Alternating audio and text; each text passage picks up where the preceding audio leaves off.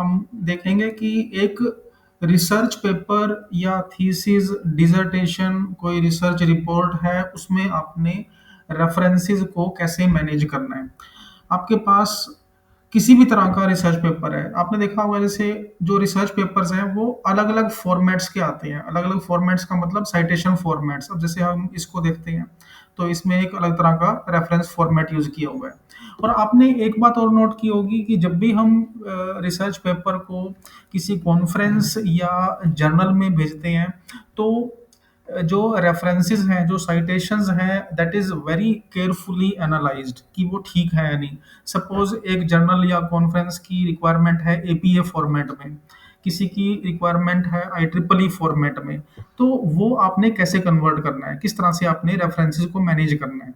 अच्छा, इसमें हम ना कुछ और पॉइंट्स भी डिस्कस करेंगे लिटरेचर रिव्यू के बारे में, जो कि नए रिसर्चर्स को काफ़ी कंफ्यूजिंग लगता है कि एक पेपर में कितने रेफरेंस होने चाहिए। अब जैसे मान लो ये पेपर है, जैसे ये हमारे पास पेपर है, ये 34 पेज का। अब 34 पेज के पेपर में 169 रेफरेंसेस हैं अराउंड, मतलब 170 के आसपास इन्होंने रेफरेंस लिए हुए हैं। तो एक पेपर में कितने रेफरेंस होने चाहिए, तो हम बीच बीच में इन पॉइंट्स को भी कवर करेंगे। आप सभी जैसे स्कॉलर्स हो, तो हमने किस तरह से रेफरेंसेस को मैनेज करना है मेंडले सॉफ्टवेयर से, और साथ साथ में हम ये भी पॉइंट डिस्कस करेंगे कि एक पेपर का लिटरेचर हमने ऐड करना है, एक पेपर में हमने लिटरेचर रिव्यू ऐड करना है, तो उसमें कितने पेपर रखने हैं, किस टाइप के पेपर हमें रखने चाहिए उसमें, और जो हमारी जो डिमार्केशन है वो किस तरह से रखनी है। डिमार्केशन का मतलब कि अब जैसे 2025 चल रहा है, तो इसके कितने पेपर होने चाहिए, 2024, और कहाँ से हमने स्टार्ट करना है। तो हम इन सब को डिस्कस करेंगे। अब जैसे आपने देखा होगा कि कोई भी रिसर्च पेपर है, बहुत सारे फॉर्मेट्स हैं now days, more than 200 citation formats available, reference formats. कौन कौन से हैं, जैसे IEEE है, आपका ACM है, आपका MLA, हार्वर्ड, बहुत सारे साइटेशन फॉर्मेट्स हैं। ओके, मेडिकल के अलग हैं, humanities, commerce, management, science and technology, इन सब के अलग अलग फॉर्मेट्स आते हैं। तो अगर आपने कोई रिसर्च पेपर सपोज पहले से लिखा हुआ है, तो आपने कई बार देखा होगा कि हमें ना एक पेपर को माइग्रेट करना होता है। सपोज आपने एक पेपर लिख दिया हार्वर्ड फॉर्मेट में, अब आपने उस हार्वर्ड फॉर्मेट के पेपर को सेंड करना है किसी ऐसे जर्नल में जहां पर रिक्वायरमेंट है IEEE फॉर्मेट की या APA फॉर्मेट की, तो आप कैसे करोगे। ये हमें लगता है कि ये क्लरिकल टास्क है। Okay, it looks like a clerical job कि हम एक एक करके सबका चेंज कर रहे हैं। कहीं किसी जर्नल में रिक्वायरमेंट होती है कि जी फर्स्ट नेम, लास्ट नेम, उसके बाद फिर ब्रैकेट में ईयर रखना है। कई जगह कहते हैं कि जी लास्ट नेम रखो, फिर उसके बाद फर्स्ट नेम का जो फर्स्ट करेक्टर है डॉट, उसके बाद फिर एट अल, इस तरह से। तो अब ये सब चीज़ें ना हमें बड़ी चैलेंजिंग लगती हैं, चैलेंजिंग भी और टाइम कंज्यूमिंग भी, कि अब ये सारा हम काम कैसे करें। मतलब कि पेपर तो आपने लिख लिया, अब इतने सारे रेफरेंसेस को आपने कैसे मैनेज करना है, किस तरह से आपने उसको प्रॉपरली लिखना है। तो उसके लिए हम एक सॉफ्टवेयर यूज करेंगे, मेंडले सॉफ्टवेयर। बहुत पावरफुल सॉफ्टवेयर है, और very very prominent software for reference management, for citations management, freely available. Okay, इसको हम अटैच कर सकते हैं MS वर्ड के साथ, ओपन ऑफिस के साथ, और इसकी जो साइटेशंस हैं वो हम लाटेक उसमें भी ऐड कर सकते हैं। लाटेक जिसको आप जनरली प्रोनाउंस करते हो LaTeX, okay, but it's actually actual pronunciation is LaTeX. Okay, तो हमने लेटेक्स के साथ उसको या लाटेक के साथ उसको हमने कैसे लिंक करना है, तो वो भी हम एक बार इस पॉइंट को डिस्कस करेंगे। तो ये सॉफ्टवेयर है आपका मेंडली सॉफ्टवेयर। ओके, यहाँ इस सॉफ्टवेयर को आप डाउनलोड कर सकते हो फ्रॉम mendeley.com। ओके, जैसे अलग अलग ऑपरेटिंग सिस्टम के लिए, डिफरेंट डिफरेंट प्लेटफॉर्म्स के लिए ये अवेलेबल है। देखो विंडोज 10 एंड अबव। ओके, अगर आपने इसको किसी और ऑपरेटिंग सिस्टम के लिए करना है, सपोज लिनक्स के लिए करना है या मैक के लिए, तो आप इसको डाउनलोड कर सकते हो और आप इसको यूज कर सकते हो। अब ये सॉफ्टवेयर मैंने पहले से इंस्टॉल किया हुआ है। Okay, otherwise in real time अगर हम सारा कुछ डाउनलोड करेंगे फिर इंस्टॉल करेंगे तो टाइम कंज्यूमिंग होता है। तो ये सॉफ्टवेयर मैंने पहले से ही डाउनलोड करके इंस्टॉल कर रखा है अपने लैपटॉप में। ये सॉफ्टवेयर है। जैसे ही आप इस सिस्टम को लोड करोगे, इस सॉफ्टवेयर को लोड करोगे, आपके पास कुछ ऐसा इंटरफेस आएगा। This is your Mendeley desktop. Okay, इसमें रेफरेंस मैनेजमेंट के अलावा भी काफ़ी सारी फीचर्स हैं, वो मैं आपको बताऊंगा जैसे जैसे हम इस सेशन में आगे मूव करेंगे। कि जैसे ये सॉफ्टवेयर है आपका मेंटली डेस्कटॉप। ओके, अब हमने एक पेपर लिखना है। पेपर जनरली हम लिखते हैं एमएस वर्ड में, ये हमारा एमएस वर्ड है। ओके, ये हमारा एम्प्टी डॉक्यूमेंट है, ब्लैंक डॉक्यूमेंट एमएस वर्ड का। अब मुझे यहाँ पर पेपर लिखना है। हमने एक तरफ एमएस वर्ड ओपन कर लिया। अब हमने इस एमएस वर्ड को लिंक करना है मेंडले सॉफ्टवेयर के साथ। जैसे ही आप इस सॉफ्टवेयर को डाउनलोड करोगे, मेंडले सॉफ्टवेयर को, तो बाय डिफॉल्ट आपको ये इंटरफेस मिलेगा, पर बाय डिफॉल्ट आपको एमएस वर्ड से कनेक्टिविटी नहीं मिलेगी। अब जैसे ये हमारे पास एमएस वर्ड है, ओके, एमएस ऑफिस।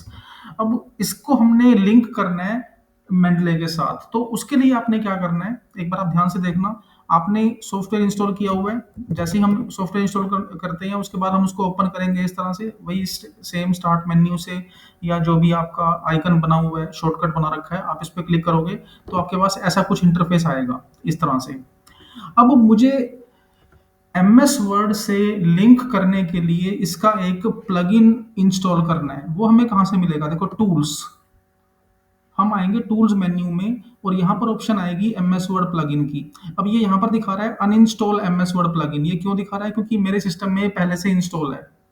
जब आप इसको अपने लैपटॉप पे करोगे तो आपको दिखाएगा इंस्टॉल। अब मेरे लैपटॉप में ये पहले से ही इंस्टॉल है, तो यहाँ पर मुझको दिखा रहा है अनइंस्टॉल की। तो जैसे ही आपके सिस्टम में शो करेगा ये इंस्टॉल एमएस वर्ड प्लगइन। यहाँ पर आप जैसे ही क्लिक करोगे तो आप एमएस वर्ड प्लगइन इंस्टॉल कर सकते हो। और जैसे ही आप एमएस वर्ड प्लगइन इंस्टॉल करोगे, आपके एमएस वर्ड में जो रेफरेंसेस टैब है ना, ये जो रेफरेंसेस टैब है, यहाँ पर ये लिंक एक्टिवेट हो जाएंगे। देखो, open Mendeley, insert bibliography, insert citation, ये ऑप्शन एक्टिवेट हो जाएंगी। अगर आप एमएस वर्ड प्लगइन इंस्टॉल नहीं करते यहाँ से, सपोज आपने इसको यहाँ से इंस्टॉल नहीं किया, तो आपको आपको ये सब ऑप्शन नहीं मिलेंगे यहाँ पर। ओके, तो आपने क्या करना है, सिंपली टूल्स में जाना है, इंस्टॉल कर मेंडले डाउनलोड करके इंस्टॉल करने के बाद यहाँ पर आप क्लिक करोगे इंस्टॉल एमएस वर्ड प्लगइन।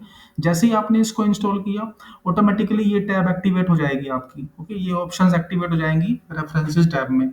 अब हम करते हैं एक छोटा सा डेमो।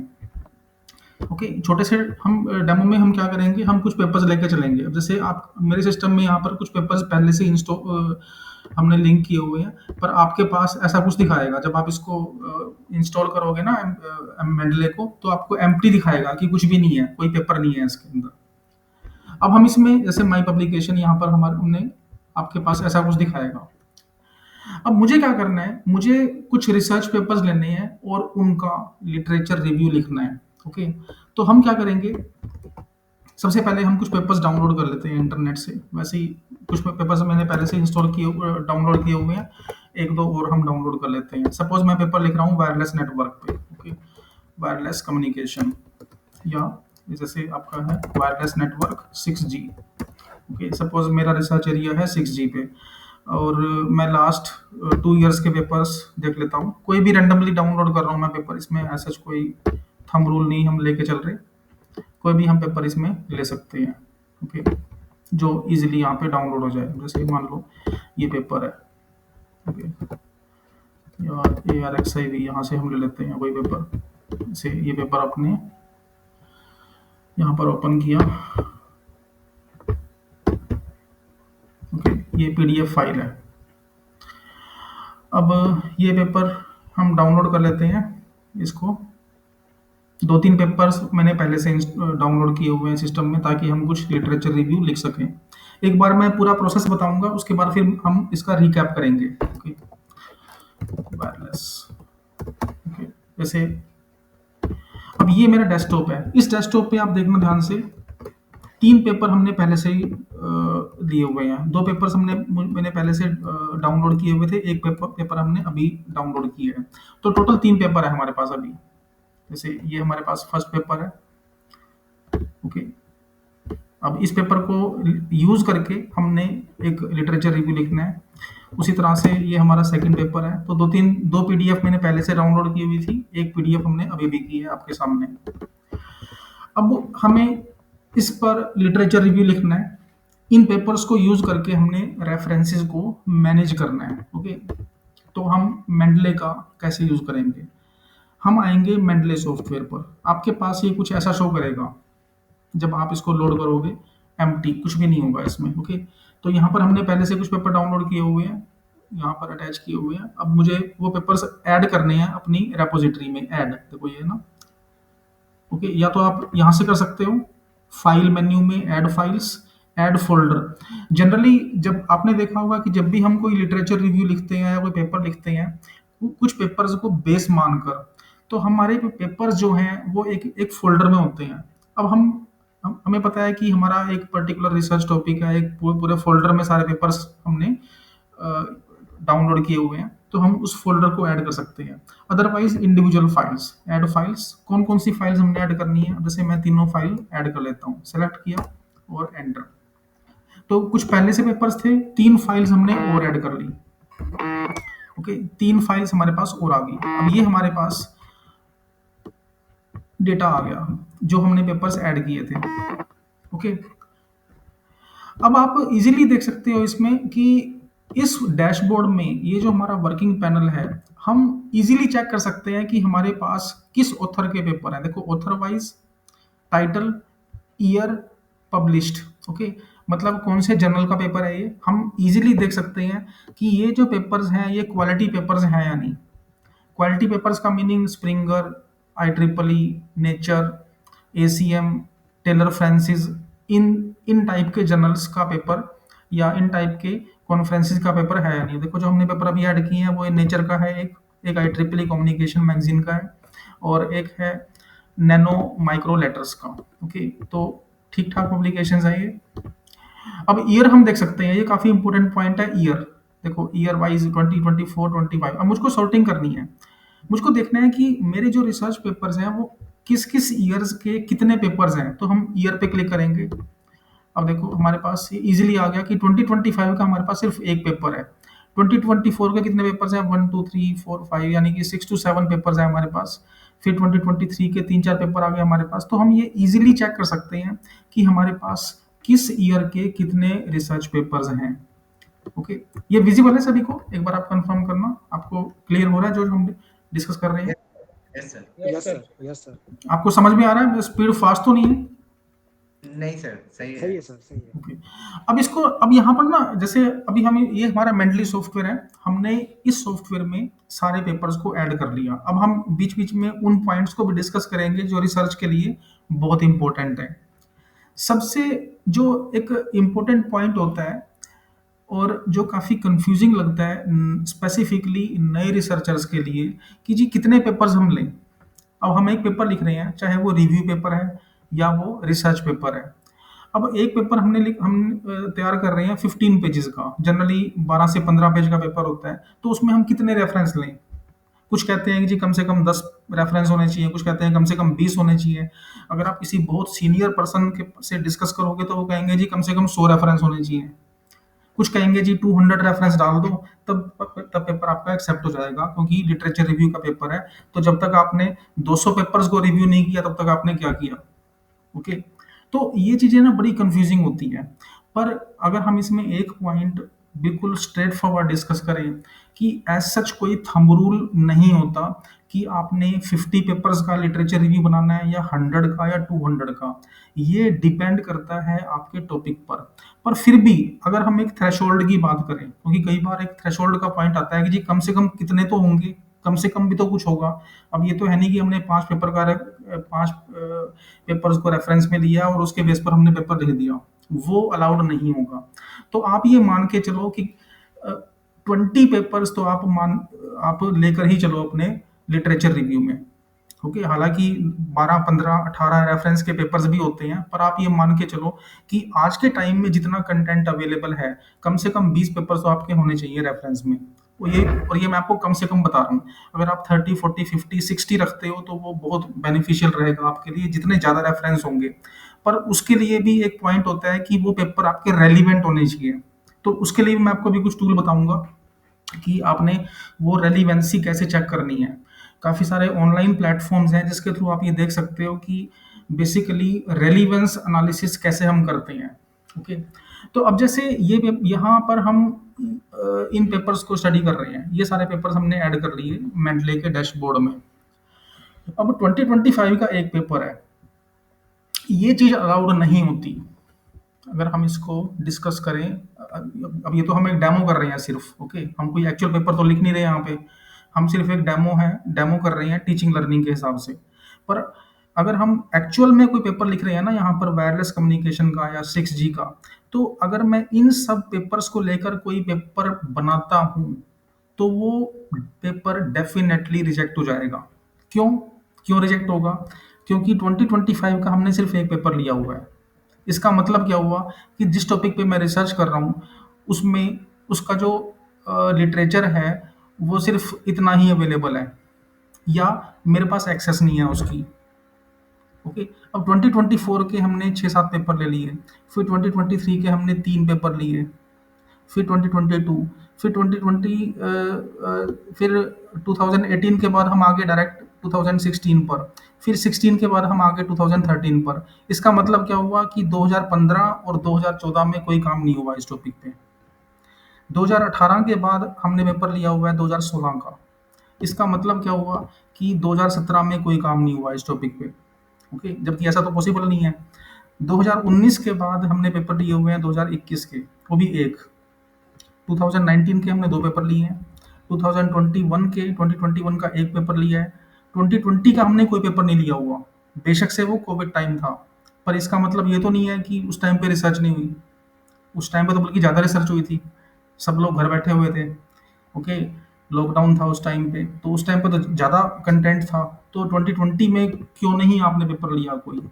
तो इसमें एक अगर हम एक जनरल रूल लेकर चलें तो आपको ना इक्वली डिस्ट्रीब्यूट करने होते हैं। 2025 के आप 6-7 पेपर तो ले लो कम से कम, 2024 के भी 5-6 पेपर ले लो, 2023 के भी, मतलब लास्ट 5 to 10 ईयर्स के। वो डिपेंड करेगा आपके टॉपिक पर और आपके रिसर्च डोमेन पर या रिसर्च ऑब्जेक्टिव्स पर। तो इक्वली डिस्ट्रीब्यूट होने चाहिए आपके कि 2025 के भी 6-7 पेपर आपने ले लिए, 2026 24 के भी आपने 6-7 पेपर लिए, फिर 23 के किसी ईयर को आपने स्किप नहीं करना। अब जैसे यहाँ पर हमने स्किप कर दिया 2020 को, यहाँ पर हमने स्किप कर दिया 2017 को, 16 के बाद सीधा 18। तो ये तो पॉसिबल नहीं है कि 2017 में कोई काम ही नहीं हुआ इस टॉपिक पे, पूरे साल में कोई किसी ने कुछ नहीं किया। फिर 2009 के बाद 2013 का पेपर ले लिया हमने। तो जो रिव्यूअर्स होते हैं ना, जो पेपर रिव्यूअर्स हैं या जो एडिटर्स हैं, वो भी ये चीज़ चेक कर लेते हैं इजीली कि ये क्या कर रखा है आपने रेफरेंस में 2002 के बाद 2009 का पेपर, मतलब बीच के 6 सालों में कोई काम ही नहीं हुआ इस टॉपिक पे। 2009 के बाद 13 का पेपर, मतलब बीच के 3-4 साल में कोई काम नहीं हुआ। अगर हुआ है तो वो कहाँ है? तो लिटरेचर रिव्यू की वजह से भी पेपर कई बार रिजेक्ट हो जाते हैं। ओके, तो ये चीज़ आप ध्यान रखना। अब जैसे ये पेपर हमने ऐड कर लिए, ये हमारा MS वर्ड है। पेपर्स को हमने ऐड किया, MS वर्ड प्लगइन हमने लिंक कर लिया इसके साथ में, और प्लगइन लिंक करने के साथ आपके ये ऑप्शन एक्टिवेट हो जाएंगे, इंसर्ट साइटेशन। ये मेंडली का जो ब्लॉक है इट विल बी एक्टिवेटेड। अब हम यहाँ पर कुछ कुछ लिखना शुरू करते हैं। मैं वैसे ही रैंडमली कुछ लिख रहा हूँ। ओके, सपोज ये हमारा पेपर है, मान लो मैं इंट्रोडक्शन लिख रहा हूँ किसी पेपर की। Okay, wireless network.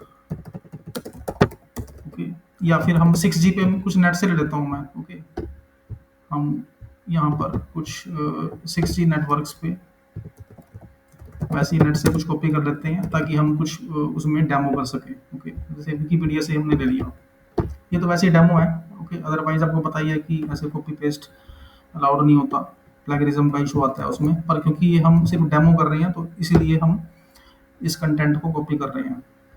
जैसे इसकी हमने फॉर्मेटिंग हटा दी यहाँ से, और फॉर्मेटिंग हटाने के बाद अब हमने इसको यहाँ पे पेस्ट कर दिया।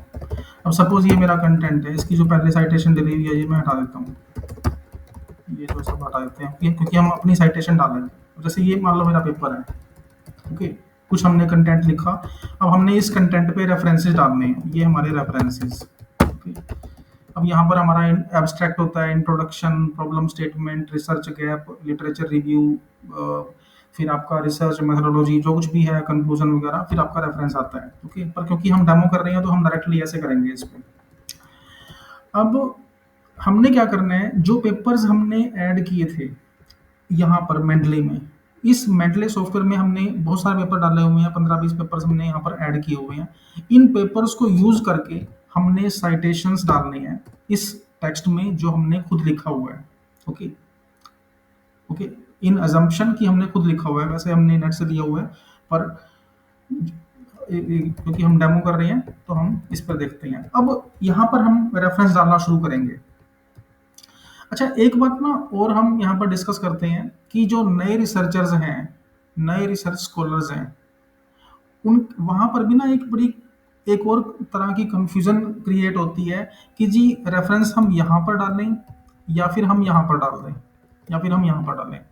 मैं कुछ और टेक्स्ट ले लेता हूँ यहाँ से इंटरनेट से, वैसे ही रेंडमली, ताकि हमारे पास कुछ मल्टीपल पैराग्राफ आ जाएं। अब जैसे मल्टीपल पैराग्राफ्स के लिए सपोज हम ये ले लेते हैं कि इसके जो पहले से साइटेशंस हैं इसको हम हटा देते हैं कि हम यहाँ पर अपना डालेंगे कंटेंट।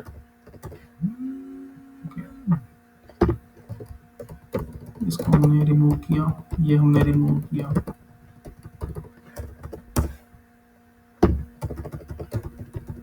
ओके, जैसे हमने इसको यहाँ पे ऐड कर दिया, सपोज ये हमारा पेपर है। ओके, जस्ट फॉर डेमोन्स्ट्रेशन ये हमारा टेक्स्ट है, इस पे हमने कंटेंट, इस पर हमने रेफरेंसेस डालने हैं, हार्वर्ड में, IEEE में, जो भी कुछ है। ओके, अब जो नए रिसर्चर्स हैं वहां पर क्या कंफ्यूजन होती है या वो जनरली क्या करते हैं, नए रिसर्चर्स वो रेफरेंस ना यहाँ डाल देते हैं, आपने देखा होगा यहाँ पे डालना शुरू कर देते हैं ऐसे पैराग्राफ के एंड में, या कई बार क्या करते हैं कि इधर डाल दिया सेंटेंस के एंड में, जहां पर एक स्टेटमेंट या एक जो सेंटेंस है कंप्लीट हो रहा है उसको वहां पर डाल दिया। तो आपने देखा होगा कि जो रेफरेंस ना ऐसे डले होते हैं कई पेपर्स में इस तरह से। ये जो मेथड है this is very vague method, और ये जनरली अलाउड नहीं होता कि आपने पूरे के पूरे पैराग्राफ के लास्ट में एक रेफरेंस डाल दिया, आपने पूरे सेंटेंस के लास्ट में एक रेफरेंस डाल दिया, मतलब एक रेफरेंस यहाँ डाल दिया, एक इधर, और 2-3 इधर डाल दिया आपने। सपोज यहाँ पर आपने ये दिया, इधर आपने एक रेफरेंस डाल दिया और एक यहाँ पर डाल दिया, मतलब बीच में कहीं रेफरेंस नहीं है। ये चीज़ अलाउड नहीं होती। एक्चुअल मेथड पता है क्या होता है रेफरेंस डालने का? सबसे पहले आप रेफरेंस डाल लो टेक्नोलॉजी पर। अब सपोज मैं यहाँ पर रेफरेंस डाल देता हूँ, मान लो ये मेरा पेपर यहाँ से शुरू हो रहा है। ओके, एब्स्ट्रैक्ट के बाद, क्योंकि एब्स्ट्रैक्ट में तो रेफरेंस हम डालते नहीं है, इंट्रोडक्शन से हम डालना शुरू करते हैं रेफरेंस। अब यहाँ पर मान लो मैं रेफरेंस डाल देता हूँ, चाहे मेंडले से डालूँ या बिना मेंडले के, वो फर्क नहीं पड़ता। अगर मैंने यहाँ पे रेफरेंस डाल दिया, इसका मतलब क्या बनता है कि I am inventor of 6G, मैंने इस 6G का आविष्कार किया है, इसका ये मतलब निकलता है, जो कि ऐसा नहीं है। तो हमने क्या करना है, सबसे पहले हमने 6G पे रेफरेंस डालना है। उसके साथ में अब देखो 6G यहाँ पर आ गया, 6th generation wireless communication technology. मतलब जो जो भी कीवर्ड हैं, आपने सबसे पहले ये पॉइंट नोट करना है कि जो कीवर्ड्स हैं ना, कीवर्ड्स पे रेफरेंस डालने हैं सबसे पहले। उसके बाद आपने जो लाइन है या जो पैराग्राफ है उस पे डालना है। जैसे मान लो ये है ITUR IMT 2020, जो कुछ भी है, सपोज ये कोई टेक्नोलॉजी है। अब जैसे ये 5G है, यहाँ पर रेफरेंस डालना है।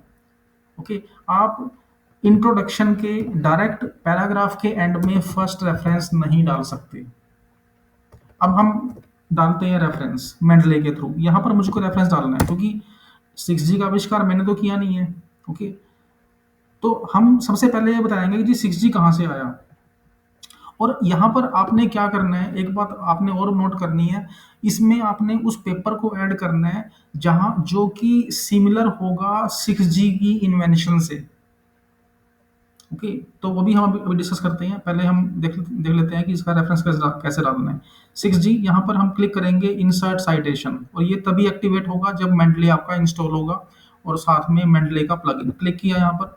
अब मैं यहाँ पे देखता हूँ कि मेरे पास जो पेपर्स हैं मेंडले में, वो 6G, जिसमें 6G वर्ड लिखा हुआ है या जिसमें 6G के बारे में कुछ डिस्कशन की है, वो कौन कौन से पेपर्स हैं। मैं यहाँ पे लिखता हूँ 6G। तो ये मुझको सारे पेपर दिखा देगा। ये देखो, यहाँ पे सारे पेपर दिखा दिए जिन जिनमें 6G के बारे में डिस्कशन हो रही है। एक तो ये है आपका, ओके, जियो का लिंक है ये। एक ये रिसर्च पेपर है आपका 6G का 2024 का। एक ये है आपका। अब सब ये 4 to 5 पेपर्स आ गए हमारे पास, ओके। अब इन 4 to 5 पेपर्स में से हम किसको रेफरेंस डाल दें?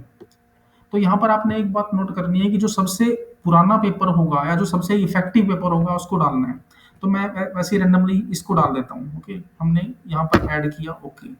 जैसे ही हमने यहाँ पर इसको ऐड किया तो इसका रेफरेंस डल जाएगा, देखो अपने आप लिखा आ गया यहाँ पे, दिस एट अल 2024।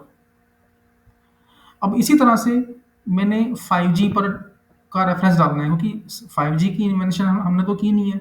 अगर मान लो मैं इस पूरे पैराग्राफ के बाद यहाँ पर रेफरेंस डाल देता हूँ या फिर यहाँ पर रेफरेंस डाल देता हूँ सेंटेंस के बाद, तो इसका मतलब क्या हुआ कि जी 5G तो हमने बना दिया। तो हमने हमने ये बताना है रिव्यूअर को कि जी 5G हमारी टेक्नोलॉजी नहीं है, हम तो इस पे काम कर रहे हैं। तो हम एक रेफरेंस डालेंगे 5G पर, इंसर्ट साइटेशन। अब मैं देखता हूँ कौन कौन से पेपर्स हैं 5G के। 5G के ये सारे पेपर्स हैं जिसमें 5G कीवर्ड लिखा आ रहा है। और देखो ये 5G, मान लो मैंने ये पेपर लिया, इस पे क्लिक किया और ओके, ये हमारा दूसरा रेफरेंस डल गया, देखो यहाँ पर। अब ये ऊपर तो हमारे रेफरेंस डल गए, इसको हम बोलते हैं in text citation. This is known as in text citation, मतलब विद इन टेक्स्ट आपने साइटेशन डाल दिया। अब ये रेफरेंसेस में कंप्लीट रेफरेंस कहाँ पे है इसका? वो देखो रेफरेंसेस, रेफरेंसेस तो अभी एम्प्टी है, कुछ भी नहीं है यहाँ पर। तो अब हमने क्या करना है, हमने इस पे क्लिक करना है इंसर्ट बिब्लियोग्राफी पे। जैसे ही हम इस पे क्लिक करेंगे इंसर्ट बिब्लियोग्राफी पे, तो जो जितने भी पेपर्स हमने इन टेक्स्ट साइटेशन में यूज किए थे वो सारे के सारे डिटेल्ड में यहाँ पर ऐड हो जाएंगे। मैं यहाँ पे क्लिक करता हूँ इंसर्ट बिब्लियोग्राफी। अब देखो 2 पेपर हमने ऐड किए थे, दोनों के कंप्लीट रेफरेंस डल गए यहाँ पे, ये देखो। अब ये किस किस फॉर्मेट के रेफरेंस हैं, ओके।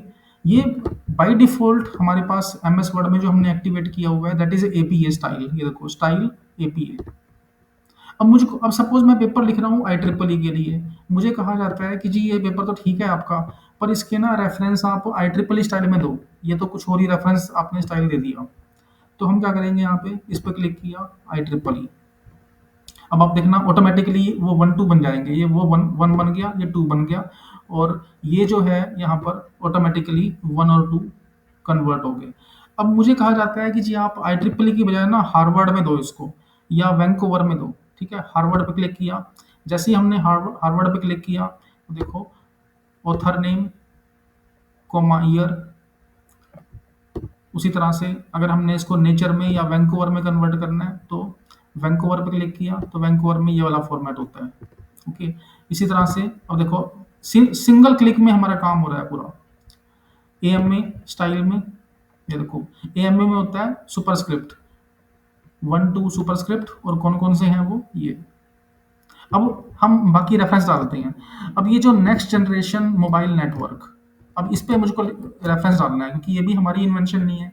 अब मुझको देखना है कि जी मुझको इस पे रेफरेंस डालना है। यहाँ पर हम स्पेस डालेंगे, इंसर्ट साइटेशन, उसको हम सर्च करेंगे यहाँ पर, ओके। मोबाइल नेटवर्क जो भी है हमारा, देखो ये 2 पेपर आ गए, मतलब जो इस पर्टिकुलर कीवर्ड से मिलते जुलते हैं। ये 2 पेपर आ गए हमारे पास। सपोज हमने इसको ऐड किया, ओके, और यहाँ पर हमारे पास ये आ गया, ये देखो 3 रेफरेंस। अब थर्ड रेफरेंसेस में हमने तो कुछ डाला नहीं है, अपने आप इसने उठा लिया। अब जैसे ही मैं यहाँ पर डालता हूँ, सपोज मैं यहाँ पे डाल रहा हूँ 4th रेफरेंस, आप देखना इंसर्ट साइटेशन। अब मैं यहाँ पे डालता हूँ सपोज वायरलेस, ओके। हमने ये पेपर ऐड किया, जैसे ही हम 4th ऐड करेंगे 4th यहाँ पर भी ऑटोमेटिकली ऐड हो जाएगा रेफरेंसेस में।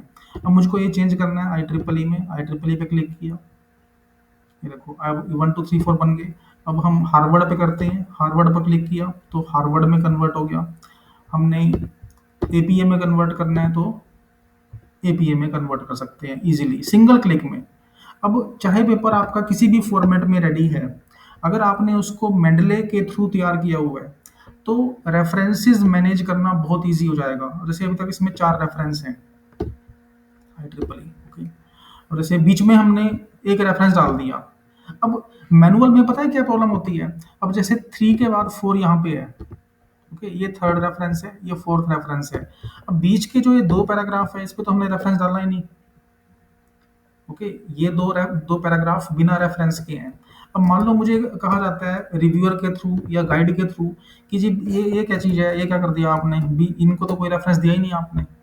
तो अब अगर सपोज मैं मेंटली यूज नहीं करता तो हम क्या करेंगे, तो हम यहाँ पे फोर्थ डालेंगे, फिफ्थ डालेंगे, फिर हम ना सारी नंबरिंग चेंज करेंगे। फोर्थ को थर्ड बनाएंगे, थर्ड को फिर फिफ्थ को फोर्थ बनाएंगे। तो इसमें ना मतलब ये पूरी क्लरिकल टास्क में आपका बहुत टाइम वेस्ट हो जाता है, काफ़ी टाइम लगता है। अब सपोज आपने एक पेपर लिखा हुआ है 200 रेफरेंस से। ओके, 200 रेफरेंसेज हैं। अब 200 रेफरेंसेज में आपको कहा जाता है कि जी बीच के रेफरेंस आप हटा दो। अब सपोज मुझे कहा जाता है कि जी आप थर्ड रेफरेंस हटा दो।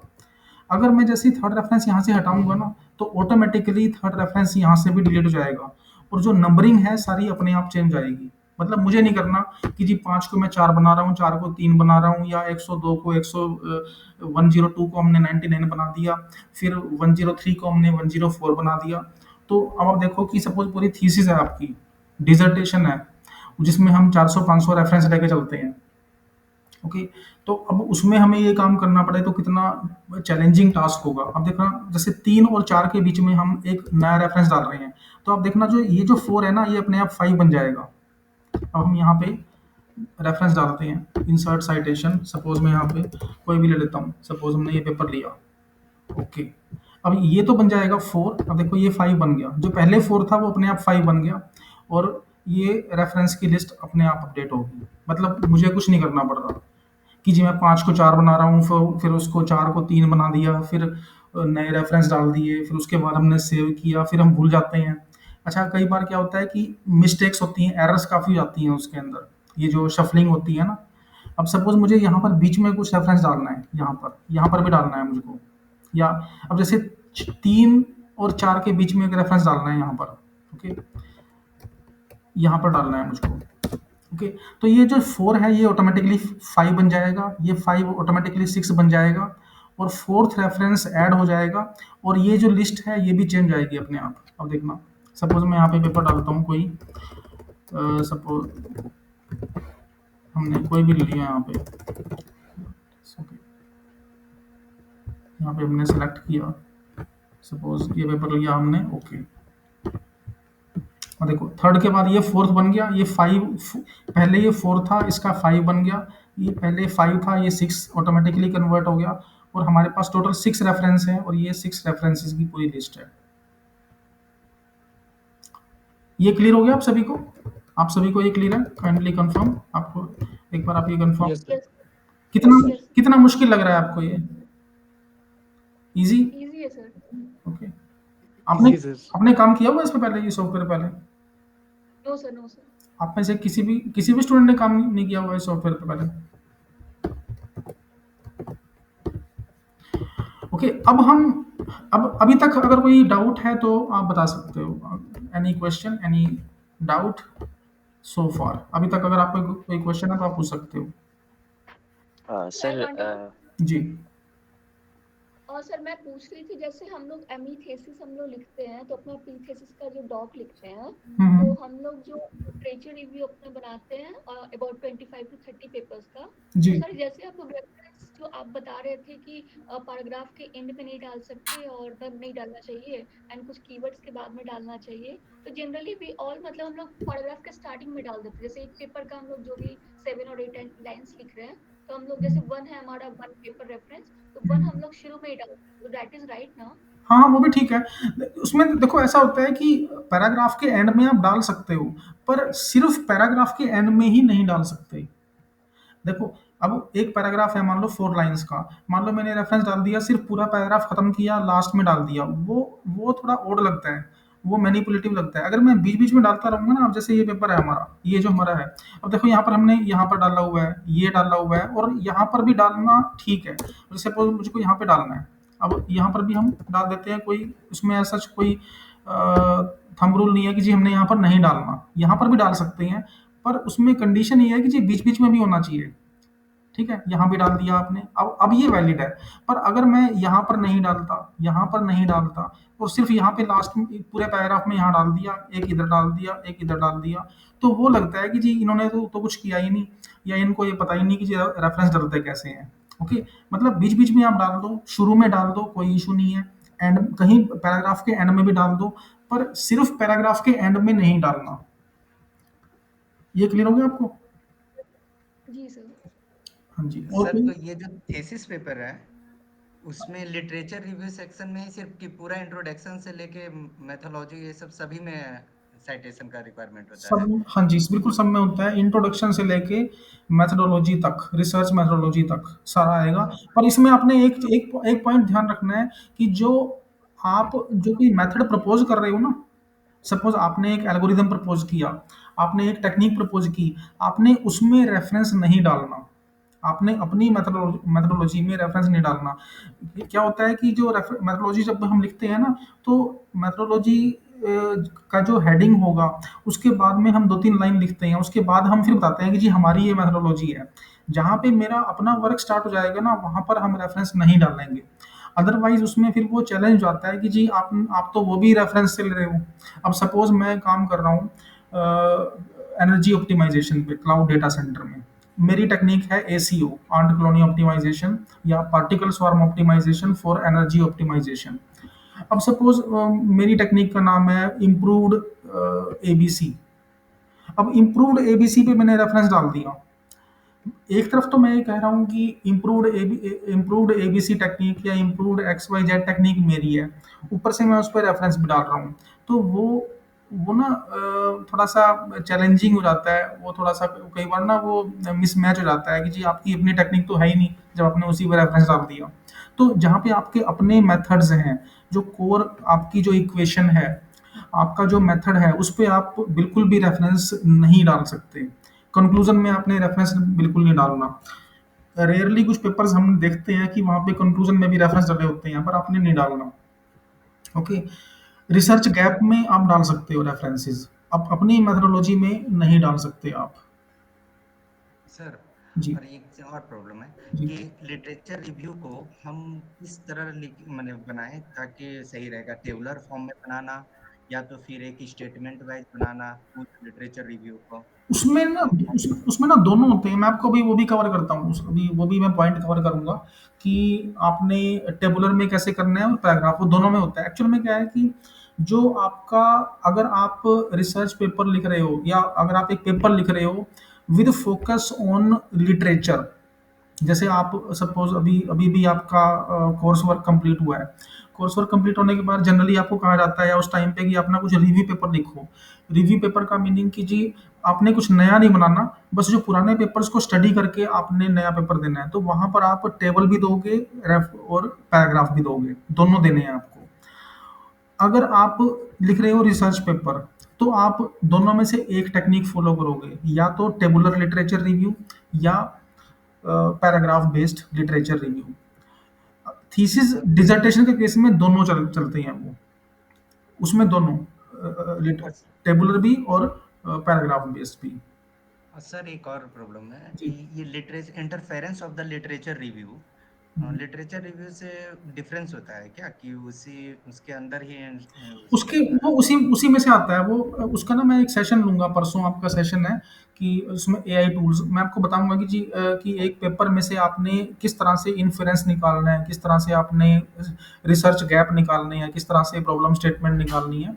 वो मैं आपको बताऊंगा परसों के सेशन में कि आपने किस किस तरह से एक पेपर का इन्फेरेंस वगैरह निकालना है। लास्ट क्वेश्चन सर ये जी, कि मैथमेटिक्स में जैसे हम लोग जानते हैं रिसर्च में बहुत सारे फॉर्मूलेस क्या होता है, जी। तो क्या उसको जो रेफरेंस करना होगा तो आईएस कोड के थ्रू रेफरेंस करेंगे कि कोई पेपर के थ्रू ही रेफरेंस करेंगे। नहीं, नहीं, वो आप क्लासिकली आप रेफरेंस कर सकते हो उसको, जैसे हम मेंडली सॉफ्टवेयर यूज़ कर रहे हैं, या कोई भी सॉफ्टवेयर यूज़ कर सकते हो आप उसमें। ऐसा कोई थंब रूल या कोई मेथड नहीं होता उसका, कोई पर्टिकुलर स्ट्रेटजी नहीं है, कोई भी आप ले सकते हो। Okay sir, thank you. जी, हाँ सर, एक मुझे क्वेश्चन पूछना था। जी, बताइए, बताइए अभिषेक जी। सर, अगर हमें मान लीजिए किसी पॉइंट पे मल्टीपल रेफरेंसेस देने हैं सर, हाँ जी, जैसे कई बार क्या होता है सर, हम रिपीटेटिव रेफरेंसेस भी देते हैं सेम बिल पेपर के, बिल्कुल। तो उसको भी हम इसी तरीके से ऐड करेंगे सर बिल्कुल, इसमें। बिल्कुल, वो भी ऐसे ही जैसे मैं आपको दिखा देता हूँ, जैसे मान लो ये रेफ़रेंस है, अब जैसे 6G का एक पेपर है हमारे पास। अब 6G के मान लो हमने 5 पेपर लिए हुए हैं, तो हम एक और कर लेते हैं यहाँ पे इंसर्ट साइटेशन। मैं देखता हूँ 6G का मैंने कौन-सा पेपर लिया हुआ है, और सपोज़ ये पेपर एक और है। ओके, यहाँ पे देखो, अब ये ऑटो साथ में 1, 2 बाकी सबकी नंबरिंग अपने आप चेंज होगी। अब मुझको अच्छा 3 रेफ़रेंस डालने हैं इसमें। सपोज़ ये यहाँ पर हमने इसको डाल दिया। अब इसी तरह से हम इसको यहाँ पे डाल सकते हैं।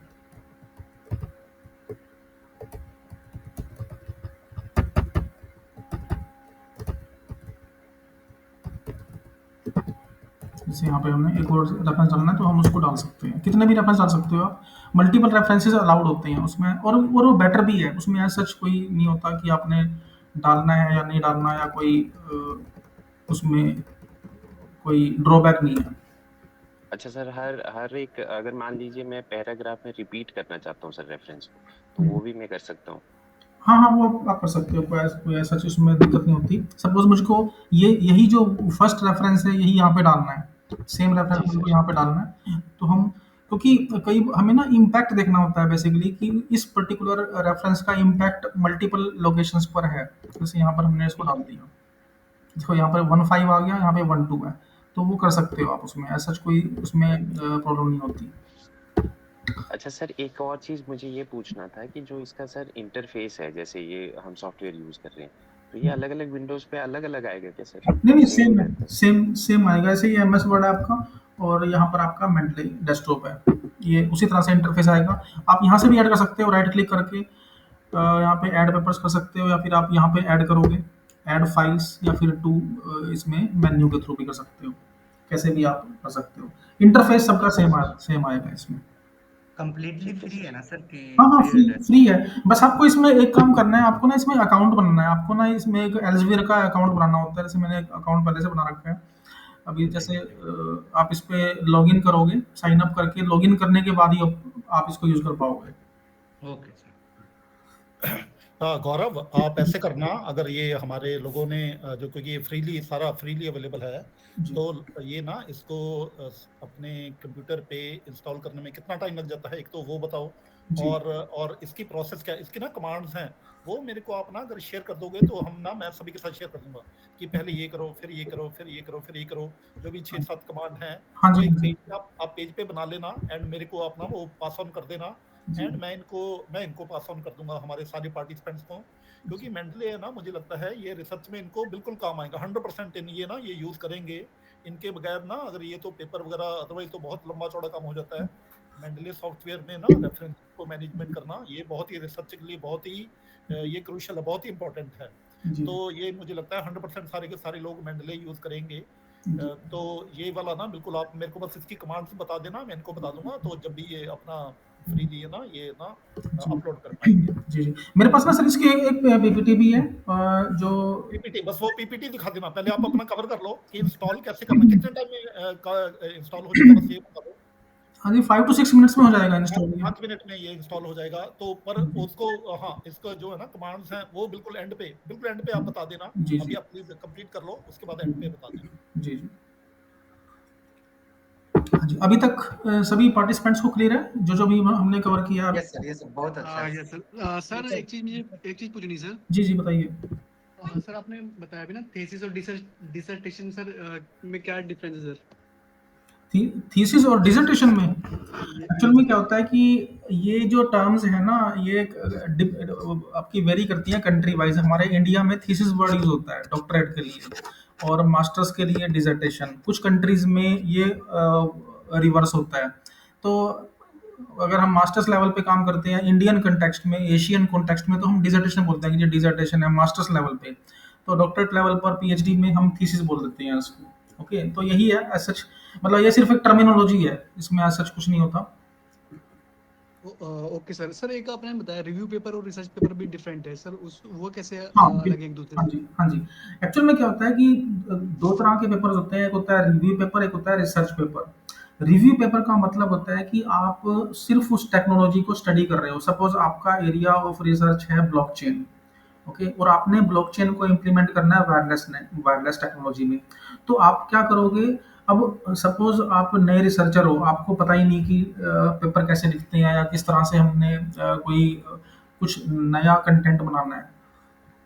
तो गाइड हमें क्या कहते हैं, या जो डीआरसी आरडीसी पैनल हमें क्या कहते हैं कि जी आप ना इस टॉपिक के पेपर्स को पढ़ो।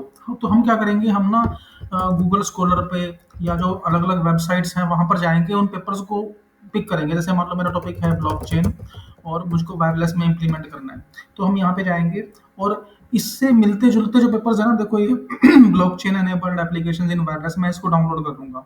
अभी जैसे हमने अभी डिस्कस किया अभी टॉपिक के बीच में मेंडले में कि जी हमने कौन कौन से पेपर लेने हैं। अब मैं ये देखता हूँ कि देखो कस्टम रेंज मुझको देखना है कि 2015 में ये चीज़ थी या नहीं थी। ठीक है, मुझको देखना है कि 2015 में कितने पेपर्स थे। तो देखो यहाँ पर पेपर्स आ रहे हैं, तो हम क्या करेंगे, लास्ट 8 to 10 ईयर्स के पेपर्स को पिक करना शुरू कर देंगे। तो मैं यहाँ से ले लेता हूँ कि 2015 से 2025 तक के मैं पेपर ले लेता हूँ। ओके, ज़्यादा पुराना पेपर हमने नहीं लेना। देखो ये हमारे पास लास्ट 10 ईयर्स के पेपर आ गए।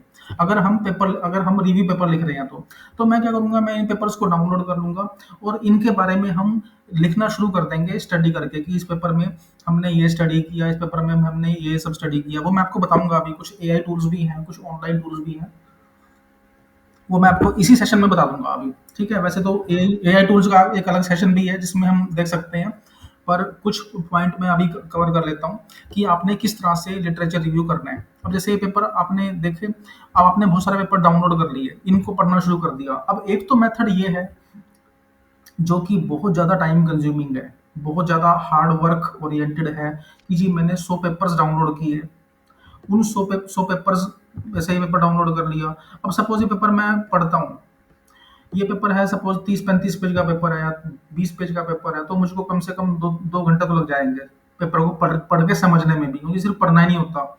20 पेज का पेपर अगर आप पढ़ रहे हो डबल कॉलम में, तो कितना टाइम लगेगा आपको एक पेपर को, मतलब पढ़ोगे, समझोगे, उसके बारे में लिखोगे। और ऐसे ऐसे अगर मान लो आपको 100 पेपर दिए जाएं, तो आपका 15-20 दिन, एक महीना तो खाली इसी काम में लग जाएगा कि जी पेपर को पढ़ के आपने ये देखा कि जी उसमें क्या क्या है। यही काम आप इजीली कर सकते हो आज के टाइम में एआई के थ्रू। ऑनलाइन टूल्स अवेलेबल हैं जिसके थ्रू आप ये देख सकते हो कि जी सूटेबल पेपर कौन से हैं, बेस्ट पेपर्स कौन से हैं। कई बार जब हम पेपर को लिटरेचर रिव्यू करते हैं ना, सपोज मैंने 200 पेपर डाउनलोड कर लिए, कई बार तो हमें ऐसा लगता है कि जी आफ्टर डाउनलोडिंग 200 पेपर्स, उनमें से ना सिर्फ 50-60 ही काम के थे हमारे, बाकी जो 150 पेपर थे वो तो हमने वैसे डाउनलोड कर लिए, वो किसी काम के थे ही नहीं। बेशक से उनका टाइटल मैच कर रहा था, बेशक से उनके कीवर्ड्स मैच कर रहे थे हमारे काम से, पर हमें लगता है कि जी ये तो हमारे काम का था ही नहीं, पता नहीं हम क्यों टाइम वेस्ट किया इस पे। तो कुछ ऑनलाइन टूल्स के थ्रू हम ये आइडेंटिफाई कर सकते हैं कि जी बेस्ट पेपर्स कौन से हैं और हमने उसी का लिटरेचर रिव्यू करना है।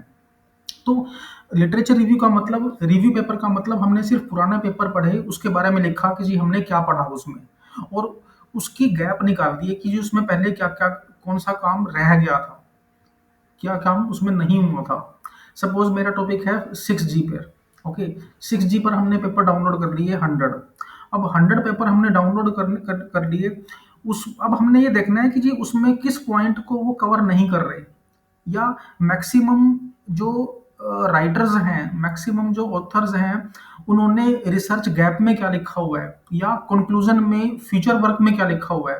तो हम ये देख लेते हैं कि जी मैक्सिमम के फ्यूचर वर्क में ना कुछ सिक्योरिटी की बात हो रही है, मैक्सिमम के फ्यूचर वर्क में कुछ ऑप्टिमाइजेशन की बात हो रही है, तो हम ना उसी पे रिसर्च कर लेते हैं, तो हम उसको लिखना शुरू कर देंगे अलग से प्रॉब्लम रिसर्च गैप में या अपकमिंग मेथोडोलॉजी में कि हम इस पे काम करेंगे।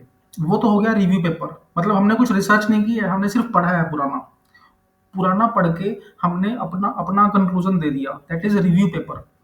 रिसर्च पेपर क्या है, हमने कुछ नया बना दिया, मतलब जो काम हमने प्रपोज किया था रिव्यू पेपर में कि जी हम ऐसा हो सकता है, ये सब काम हो सकते हैं, तो उन हो सकने वाले पॉइंट्स को हम ऑथेंटिकेट करते हैं, हम उसको डॉक्यूमेंट कर देते हैं कि जी वो काम ऐसे होगा। मतलब हवा में नहीं करना कि जैसे मान लो मैंने रिव्यू पेपर में लिखा कि जी हम ये काम कर सकते हैं, वो कर सकते हैं, पर हम जब रिसर्च पेपर लिख रहे हैं तो हमने कुछ और ही बना दिया उसका, वो नहीं करना। मतलब ये हमने बताना है कि सपोज 6G के हमने पेपर डाउनलोड किए, हमने आइडेंटिफाई किया रिव्यू पेपर के लास्ट में कि जी इसमें सिक्योरिटी लूप होल्स हैं, इसमें एनर्जी कंजम्पशन बहुत ज़्यादा है, इसमें रिसोर्स कंजम्पशन बहुत ज़्यादा है। तो मैं जब पेपर लिखूंगा ना रिसर्च पेपर, तो मैं लिखूंगा improved technique for resource optimization, improved technique for energy optimization. मतलब जो गैप मैंने निकाले थे उसको मैं अपने अपनी रिसर्च से, अपने एल्गोरिदम से ये बताऊंगा कि ये कैसे होगा अब।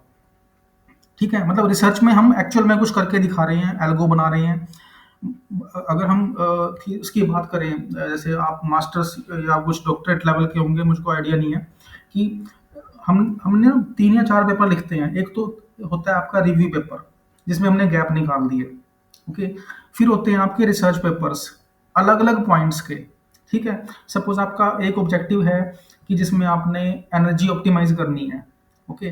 तो आपने एक पेपर बनाया उसकी इम्प्लीमेंटेशन का। फिर दूसरा ऑब्जेक्टिव आपने दिया हुआ है कि जी आपने उसमें पार्टिकल स्वार्म ऑप्टिमाइजेशन यूज करनी है, आपने कोई टेक्निक यूज करनी है। तो एक और पेपर लिखोगे उस टेक्निक को यूज करके। फिर एक और पेपर आप लिखोगे कि उन उन सभी टेक्निक्स के रिजल्ट्स आपने क्या क्या लिए।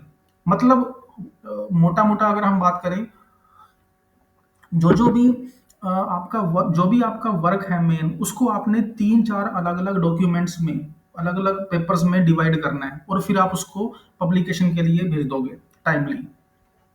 ठीक है, तो रिव्यू में हम कुछ नया नहीं बना रहे, हम सिर्फ ये देख रहे हैं कि एक्चुअल में आपने क्या फाइंड आउट किया। रिव्यू रिसर्च पेपर में हम एक्चुअल में रिसर्च करेंगे, हम एक्चुअल में एल्गोरिदम बनाएंगे, उसको इम्प्लीमेंट करेंगे मैटलैब में, पाइथन में, जावा में, जो भी प्रोग्रामिंग लैंग्वेज है आपकी, ओके। हम उसको करके बताएंगे कि जी हमने ये काम किया, ये हमारे रिजल्ट्स हैं, ये हमारी इम्प्लीमेंटेशन है, ये प्रीवियस टेक्निक थी और ये हमारी नई टेक्निक है, ये उसके नए रिजल्ट्स हैं।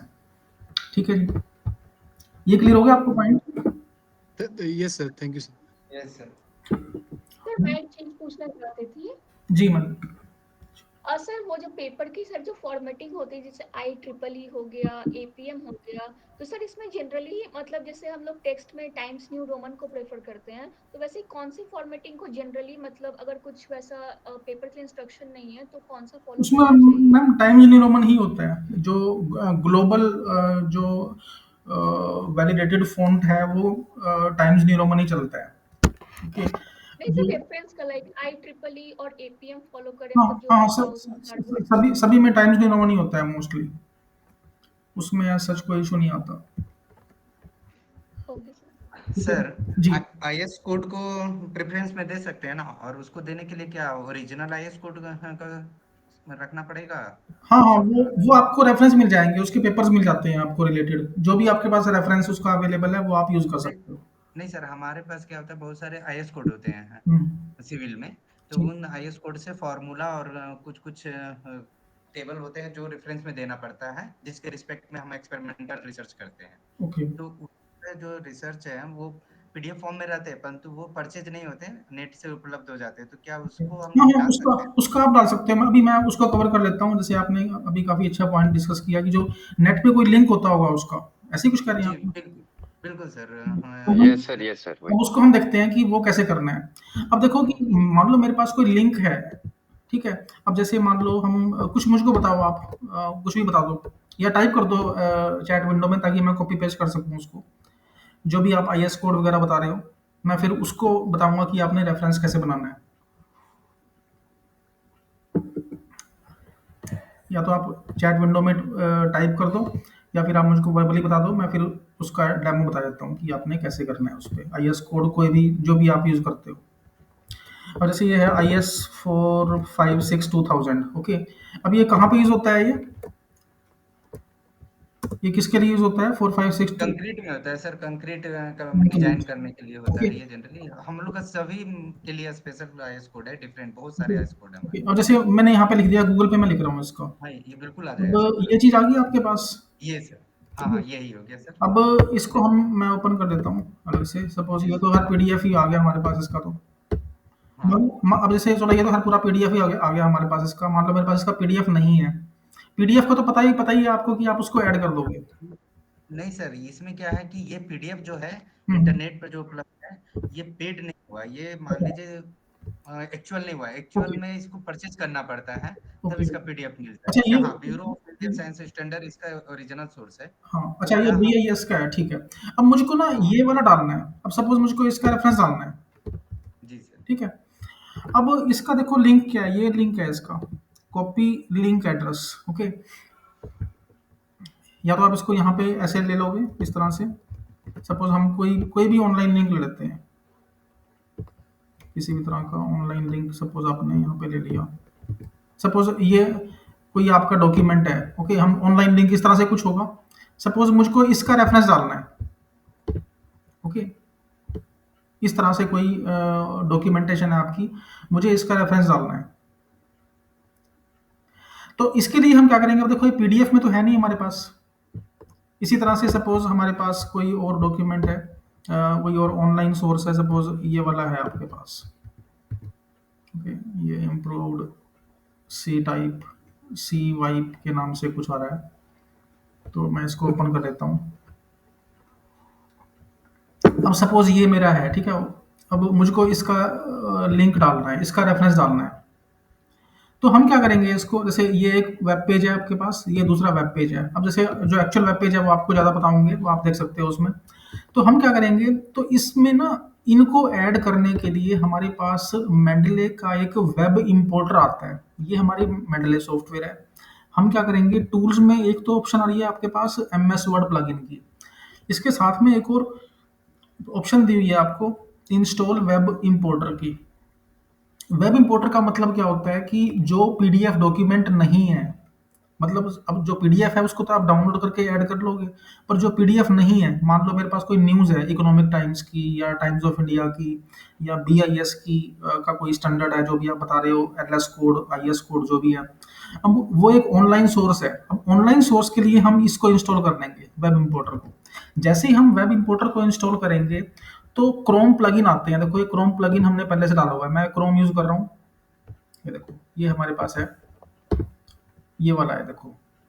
जैसे ही हमने इस पे इसको ऑन किया तो जिस भी मैं वेब पेज पे हूँ उस वेब पेज को यहाँ पे दिखा देगा ये वाला देखो। और आज की डेट दिखा दी 7 अक्टूबर 2025, ये लिंक है। अब मुझको ये वाला पेज ऐड करना है, ओके। अब इसको हमने ऐड करना है, तो हम क्या करेंगे, मैं इस पे क्लिक करता हूँ, ऑटोमेटिकली इस पेज को उठा लेगा। देखो इम्प्रूव्ड कोड एप्लीकेशन जो भी है ये, एक्सेस्ड आज की डेट। अब मैं इसको ऐड कर लेता हूँ, कॉपी, इसको ऐड टू मेंटले। अब देखो विदाउट पीडीएफ भी ये वाला ऐड हो गया। अब मुझको ये भी ऐड करना है, क्लिक किया, ऐड टू मेंटले। मतलब ऑनलाइन सोर्स कोई भी है। अब इसी तरह से सपोज मैं इसकी न्यूज़ देख लेता हूँ, कोई मान लो इसके बारे में कोई न्यूज़ है, ओके।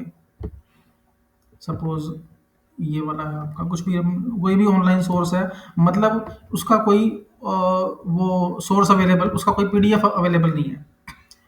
अब सपोज ये जो चीज़ है, ये डॉक्यूमेंट है कोई, अब मुझे इसका रेफरेंस डालना है, तो मैं क्या करूँगा, यहाँ पर क्रोम प्लगइन, फायरफॉक्स का भी आता है प्लगइन इसका, ओके। हमने इसको क्लिक किया और ऐड टू मेंडले। अब 3 ऑनलाइन सोर्सेज हमने ऐड कर लिए मेंडले में। अब मैं आता हूँ अपने MS वर्ड पे, ये हमारा MS वर्ड है। अब मैं यहाँ पे लिखना शुरू कर रहा हूँ, ये हमारा है IS जो भी आपका कोड है, ओके। सपोज ये मेरा है IS कोड। अब मुझे इसको रेफरेंस डालना है, तो मैं क्या करूँगा, उसी तरह से वो डॉक्यूमेंट, वो जो वेब पेज है ऑलरेडी ऐड हो चुका है, इंसर्ट साइटेशन, ओके। अब हम इसको सर्च करेंगे 4 5 6 कहाँ पे था ये, जो ऑनलाइन सोर्सेज हैं, इसको हम सिंक कर लेते हैं एक बार यहाँ पे, तो सिंक, वो हमारे पेज यहाँ पर ऐड हो जाएंगे। ये देखो सबसे नीचे आ गया ना हमारे पास इम्प्रूव्ड कोड एप्लीकेशन, ये IS 456। अब मैं यहाँ पे डालता हूँ इंसर्ट साइटेशन, ओके। तो मैं वो पेपर देखता हूँ या वो सोर्सेज देखता हूँ जिसमें कुछ कोड के बारे में दिया हुआ है। देखो हमने कोड दिखा, तो ये आ गया 456। मैं यहाँ पे लिखता हूँ 456। देखो IS 456 के 3 पेपर्स हैं, 3 पेपर्स नहीं है बेसिकली, ये 3 ऑनलाइन सोर्सेज हैं। इसको हमने क्लिक किया सपोज, और ओके। जैसे ही हमने इसको ऐड किया, देखो इसका 1 बन जाएगा। अब इसका फुल साइटेशन क्या है इस 1 का, ये है देखो, ये ऑनलाइन सोर्स है। ये एक्चुअल मेथड होता है ऑनलाइन पेज को ऐड करने का। ये हमारा वेब पेज का टाइटल है, एक्सेस्ड आज की डेट अक्टूबर 7 2025 ऑनलाइन, कि ये ऑनलाइन पेपर है। ओके, कौन से लिंक से हमने लिया है, ये यहाँ से। अदरवाइज क्या होता है कि आपने कई बार देखा होगा कि जो नए रिसर्चर्स हैं ना, वो क्या करते हैं, वो इसको उठा के कॉपी कर देंगे बस। जैसे मान लो ये कॉपी किया और इसको रेफरेंस में डाल दिया, ऐसे डाल देते हैं। ये अलाउड नहीं होता है ऐसे। मतलब मैं इसको ऐसे रेफरेंस डाल देता हूँ ना, बस कॉपी किया लिंक और ऐसे डाल दिया, ये चीज़ गलत है। इससे पेपर रिजेक्ट हो जाएगा। हमें प्रॉपर डालना पड़ता है कि जी क्या रेफरेंस है, किस डेट को हमने एक्सेस किया, उस पेपर का टाइटल क्या था, मतलब उस वेब पेज का टाइटल क्या था, और ऑनलाइन है या वो ऑफलाइन है, वो सारा कुछ। मुझको इसका एक और रेफरेंस डालना है, ठीक है? जैसे 456 ये वाला। ओके ओके, चाहे वो सिविल का पेपर है चाहे किसी, देखो इसमें भी आ गया ना ये पेपर, ये जो वेब पेज का टाइटल, किस डेट को एक्सेस किया, ये ऑनलाइन है और कहाँ पे अवेलेबल है, कौन से लिंक पे अवेलेबल है, ताकि जो रिव्यूअर्स हैं, जो एडिटर्स हैं जर्नल के, कॉन्फ्रेंस के, वो चेक कर सकें कि एक्चुअल में ये वहाँ पे है भी या नहीं। तो रिव्यूअर क्या करेगा, इसको कॉपी करके ऑनलाइन चेक कर लेगा वेब ब्राउजर में, कि ऐसा तो नहीं है कि जी लिंक आपने दे दिया पर एक्चुअल में वो है ही नहीं, वहाँ पे इसके बारे में कुछ बात नहीं हो रही। ठीक है जी। सर बुक के रेफरेंसेस भी डाल सकते हैं सर हम? बिल्कुल, बुक का भी डाल सकते हो। उसी तरह से आप बुक के रेफरेंस में डाल सकते हो, जैसे गूगल बुक्स हैं या जो ऑनलाइन है, पर वैसे अवॉइड करो आप। बुक का रेफरेंस आप वहाँ पे डाल सकते हो जहाँ पर कोई बहुत ओल्डर टेक्नोलॉजी है, बहुत क्लासिकल टेक्नोलॉजी है, वहाँ पर आप डाल सकते हो। अदरवाइज आप अवॉइड करो कि बुक का रेफरेंस ना डालो। आप प्रेफर करो कि रेफरेंस आप वही लो जो कि आप रिसर्च पेपर्स के हैं और क्वालिटी रिसर्च पेपर्स के। और मेंटली में ना एक बेनिफिट और भी है कि आप रिसर्च पेपर्स भी डाउनलोड कर सकते हो, ऐड कर सकते हो। सपोज आपका रिसर्च एरिया है, सब कुछ भी है, आप मैं ये ले लेता हूँ, जैसे civil engineering concrete technology. Okay, जितना मुझको पता है इसके बारे में वैसे ही लिख दिया मैंने कुछ भी। अब देखो ये 2024 के कौन कितने पेपर आ रहे हैं, तो इसकी एक ऑनलाइन रेपोजिटरी भी है, देखो 2023 के। तो ये सारे पेपर्स आपके आ जाएंगे, जैसे हमने गूगल स्कॉलर से देखे थे ना पेपर, वैसे ही आपको यहाँ से पेपर्स मिल जाएंगे। ये देखो कंक्रीट एनालिसिस जो भी है आपका, आप काम कर रहे हो मशीन लर्निंग पे, मशीन लर्निंग मैन्युफैक्चरिंग पे। ओके, अब मशीन लर्निंग इन मैन्युफैक्चरिंग के कितने पेपर्स हैं, देखो 2024 के 100 आप यहीं से ऐड कर सकते हो। मैं यहाँ पे क्लिक करता हूँ ऐड टू लाइब्रेरी, ये ऑटोमेटिकली मेडली में ऐड हो जाएगा। मतलब ये नहीं करना कि पहले मैं इसको डाउनलोड करूँगा फिर वहाँ ऐड करूँगा, फिर यहाँ से एक और पेपर डाउनलोड किया पीडीएफ, फिर वहाँ पे ऐड किया, मतलब उसकी ज़रूरत नहीं है। सिंपली यहाँ पे क्लिक करो ऐड टू लाइब्रेरी, वहाँ पे पेपर ऐड हो जाएगा आपका। मतलब ऐसा नहीं करना कि पहले आप व्यू करोगे फिर डाउनलोड करोगे फिर आप वहाँ ऐड करोगे, डायरेक्टली ऐड टू लाइब्रेरी। तो ये मेंडली की लाइब्रेरी में ऐड हो जाएगा। मेंडली की लाइब्रेरी कौन सी, ये वाली लाइब्रेरी जहाँ पे हमने सारे पेपर्स डाले हुए हैं। गौरव जी जी सर। हाँ, बहुत बढ़िया। आप बहुत बढ़िया बता रहे हो। तो देखो पार्टिसिपेंट्स के लिए बड़ा इम्पोर्टेंट है कि जो भी आप पेपर हैं मेंडले की पहले लाइब्रेरी में आपने शिफ्ट करना है। तो गौरव वो ना 3 जो आपने मेंडले वाला वो दिखा देना एक विंडो, वो तीनों ना जो है पोर्शन है वो एक्सप्लेन कर दो। आप मेंडले दिखाना एक मेंडले वाला, ये वाला सर, मेंडले वाला जो है ना पेज, ये है आपका। नहीं इसके बाद जो 3 थी ना, 3 अलग-अलग विंडोज जो 3 पोर्शन आ रहे थे। हाँ, उसके बाद ना कि पेपर, हाँ ये दिखाई दे रहे थे। ये थोड़ा सा ना तीनों पोर्शन आप ना, ये जो लेफ्ट साइड में है एंड सेंटर वाला पोर्शन है एंड राइट साइड में, ये तीनों थोड़ा सा ना और अच्छे ढंग से जी इनको एक्सप्लेन कर दो। जी तो आपने ये बिल्कुल क्लियरली बता दिया है कि कोई भी पेपर है पहले आपने उसे मेंडले की लाइब्रेरी में शिफ्ट करना है। तो वो बहुत क्लियर हो गया। तो ये तीनों पोर्शन बता दो कि जब हम शिफ्ट करते हैं मिडल में क्या दिखाई दे रहा है, राइट साइड में क्या दिखाई दे रहा है, लेफ्ट में क्या दिखाई दे रहा है। और मेंडले कोई भी पेपर है जो मान लो गूगल स्कॉलर में दिखाई दे रहा है, उससे पहले मेंडले में कैसे शिफ्ट करना है उसकी कमांड दोबारा से बता दो। हाँ जी। अब देखो जैसे हमने पेपर्स यहाँ पे ऐड किए, तो यहाँ पर ना पूरा पैनल है, इस पूरे डैशबोर्ड में अलग अलग पैनल बने हुए हैं। देखो एक तो है आपका लाइब्रेरी का, तो माई डॉक्यूमेंट्स, ओल्ड डॉक्यूमेंट्स में कौन कौन से पेपर आपने डाउनलोड किए हुए हैं, रिसेंटली एडेड, अभी रिसेंटली आपने कौन कौन से पेपर ऐड किए हैं। आपने रिसेंटली ये 5 to 6 पेपर्स ऐड किए थे यहाँ पर। ओके, तो आप इसको देख सकते हो। अब इसमें ना एक पॉइंट और भी है कि मुझे ना ये सारे पेपर्स का को फिल्टर करना है ऑथर वाइज या कीवर्ड वाइज। अब कीवर्ड, किसी पेपर का कीवर्ड लिखना भी बड़ा काफी इंपॉर्टेंट होता है। गौरव, अब जो पेपर जो डाउनलोड हो गए वो मिडल में दिखाई दे रहे हैं, है ना? जी सारे के सारे पेपर जो जी मिडल में दिखाई दे रहे हैं, जी जी ये आपने पेपर डाउनलोड किए हैं और ये लाइब्रेरी में डाल दिए, है ना? जो मिडल में दिखाई दे रहे हैं। जी सर, मेंटली में आ रहे हैं। अब देखो कि और अगर एक पेपर पे क्लिक करोगे किसी पे भी, वो राइट साइड पे दिखाई तो देगा डिटेल, देखो है ना? राइट हैंड साइड में आप उसको ना क्विकली एब्स्ट्रैक्ट भी रीड कर सकते हो। जैसे मान लो मुझे एब्स्ट्रैक्ट है, कोई इस कोई भी, पेपर हाँ, के, कोई भी पेपर का अगर क्लिक करते हो तो उसका एब्स्ट्रैक्ट है, आपको वो ना राइट साइड पे दिखाई ये देगा। देखो एक एक पेपर को, मतलब ऐसा नहीं करना कि उसकी जरूरत नहीं है हमें कि एक एक पेपर को हम PDF upload down PDF open करेंगे फिर हम देखेंगे इसका एब्स्ट्रैक्ट क्या है। उसका तो हम एब्स्ट्रैक्ट दिखाई दे रहा है। यहीं पर हम डायरेक्टली सिंगल क्लिक में देख सकते हैं। जैसे मुझको ये देखना है इस पेपर में क्या है, तो मैं सिंपली क्लिक किया, राइट हैंड साइड में इसका एब्स्ट्रैक्ट आ गया और उसके कीवर्ड्स आ गए। ठीक है, अब मुझको ये देखना है इस पेपर में क्या क्या दिया हुआ है, तो इसका एब्स्ट्रैक्ट मैं क्विकली पढ़ सकता हूँ। इसमें ये बेनिफिट मिलेगा मुझको। अब सपोज मुझको ये लगता है कि जी ये पेपर जो है ना इसका एब्स्ट्रैक्ट है, चलो ठीक है, मुझको लगता है कि ये पेपर मेरे काम का नहीं है, तो मैं क्या करूंगा, राइट क्लिक, इसको डिलीट कर दूंगा यहाँ से। मतलब ये अपनी रेपोजिटरी से इस पेपर को हम रिमूव कर सकते हैं। मुझको, मैं कहता हूँ कि ये पेपर मेरे काम का नहीं है, डिलीट डॉक्यूमेंट। तो उससे क्या होगा कि सपोज हमने 100 पेपर्स डाउनलोड किए, ऐड कर दिए, उनमें से मुझको कुछ फ़िल्टरिंग करनी है, मुझे सिलेक्टेड पेपर रखने हैं। मुझे कहा जाता है कि जी आप ना सिर्फ़ बेस्ट 25 पेपर लो, तो वो तभी हो पाएगा जब हम क्विकली देखेंगे कि जी अच्छा इस पेपर में ये काम किया हुआ है, इसमें ये काम किया हुआ है और इसमें ये मेरे काम का नहीं है, राइट क्लिक डिलीट। ओके, इसको हमने रिमूव कर दिया। अच्छा, इसमें एक पॉइंट और भी है, लेफ्ट हैंड साइड में देखो बॉटम में यहाँ पर एक पैनल दिया हुआ है, filter by author tag publications या कीवर्ड्स। अब एक पेपर मैं लिख रहा हूँ इन सारे पेपर्स को मिला के, ये पेपर्स हैं पूरे 15-20 जो भी जितने भी पेपर्स हैं, इन 15-20 पेपर्स को मिला के मैं एक पेपर लिख रहा हूँ, तो मुझको उसके बेस्ट कीवर्ड्स लेने हैं। तो देखो इन सारे पेपर्स के जितने भी कीवर्ड्स हैं ना वो सारे यहाँ पे आ गए। देखो इसका ब्लॉकचेन है, कंसेंसस का एल्गोरिथम, डेटा सिक्योरिटी। तो मैं इनमें से अपने जो कीवर्ड्स हैं वो ले सकता हूँ। ओके, तो देखो ये सारे पेपर्स हैं, इन सारे पेपर्स के सारे कीवर्ड्स मेरे पास आ गए। अब इनमें से मैं अपने बेस्ट कीवर्ड ले सकता हूँ। मतलब मुझको एक बेनिफिट और भी है कि ये पता लग जाएगा कि इस इन सारे पेपर्स में कौन कौन से कीवर्ड्स हैं, ये सारे कीवर्ड चल रहे हैं इन सब के अंदर। तो मैं इनमें से बेस्ट 5 कीवर्ड ले लूँगा। जनरली 5 to 6 कीवर्ड होते हैं एक रिव्यू पेपर में या रिसर्च पेपर में, कोई भी आप लिखते हो। ओके, तो मैं वो 5 या 6 कीवर्ड्स जो टॉप कीवर्ड्स हैं वो यहाँ से पिक कर लूँगा। ओके, बजाय कि हम अपने पेपर्स में से खुद बनाएं। तो हमने ये देख लिया कि जी उन सारे पेपर्स का हमने क्रक्स लिया, हमने मेन कंटेंट लिया और वहाँ से हमने कीवर्ड्स पिक कर लिए। तो ये पैनल है, आपने ऐड करना है, यहाँ से डायरेक्टली ऐड कर सकते हो पेपर्स को। आपने रिमूव करना है किसी पेपर को तो राइट क्लिक करके आप रिमूव कर सकते हो। ओके, आपने किसी ऑनलाइन सोर्स को रेफर करना है तो ऑनलाइन सोर्स के लिए, जैसे भी सपोज मैं वर्क कर रहा हूँ किसी पर्टिकुलर टेक्नोलॉजी पे, सपोज 6G। ओके, जैसे हमने 6G का पेपर लिखा हुआ है, अब मुझे इसकी न्यूज़ देखनी है।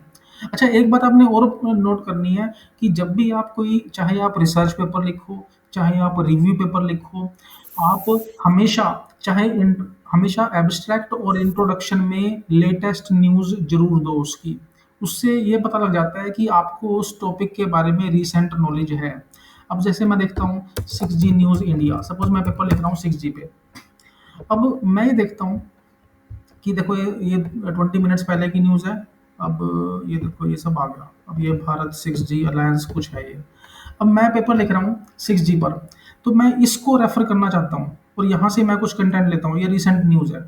ओके, कि जी गवर्नमेंट कितना स्पेंडिंग कर रही है। सपोज गवर्नमेंट कहते हैं कि जी हम इस पे ना 5,000 करोड़ का फंड देंगे, हम इस पे 50,000 करोड़ का ये काम करेंगे। आपने देखा होगा गवर्नमेंट की इस तरह से कई बार कुछ नोटिफिकेशंस आती हैं कि जी हम इस पे इतना स्पेंड कर रहे हैं इतना, तो उसको आप रेफर कर दो कि जी as per news on this particular date कि जो ministry of IT, ministry of telecom इतना स्पेंड कर रही है। और वो आपने कैसे रेफर करना है, यहाँ पर क्लिक करा मेंडले पर और इस न्यूज़ को आपने डाल दिया। देखो Bharat 6G alliance add to Mendeley. तो उस जब आप इस चीज़ को ऐड करोगे ना, सपोज मैं एब्स्ट्रैक्ट लिख रहा हूँ, ओके, ये मेरा एब्स्ट्रैक्ट है। अब मैं यहाँ पर लिखना शुरू कर देता हूँ। अब सपोज मैं यहाँ पे लिखता हूँ कि as per the recent reports from Ministry of Technology, okay, Government of India is planning to spend, जो भी है मैं यहाँ पे लिखना शुरू कर दूंगा। और मैं इसको रेफरेंस यहाँ पे तो हम डालेंगे नहीं, तो इससे क्या होता है, इससे आपके पेपर का वेट बढ़ जाएगा कि जी आपको ये पता है कि जी ऐसा कुछ हो रहा है, इस तरह से गवर्नमेंट कुछ स्पेंड कर रही है, इस तरह से गवर्नमेंट कुछ पॉलिसी लेके आ रही है। ओके, तो ये देखो इंडिया स्पेंड या मार्केट, ऐसे सर्च किया करो नेट पे, मार्केट साइज कितना है। देखो एक दिन पहले की न्यूज़ है, देखो India satcom market to double in next couple of years. ये पेपर्स में जब आप इस तरह की बातें लिखोगे ना, जब आप इस तरह का कंटेंट दोगे, ये देखो अब ये एक्चुअल में है या नहीं है, पर ये न्यूज़ में आ चुकी है। ओके, ये गवर्नमेंट इसको क्लेम कर रही है, तो आप इसको डाल सकते हो, आप इसको यूज़ कर सकते हो, इस इंफॉर्मेशन को विद रेफरेंस। रेफरेंस आप डाल दो, ये अपने आप उठा लेगा कि जी इकोनॉमिक टाइम्स का है ये आर्टिकल और इस डेट को रिलीज हुआ था।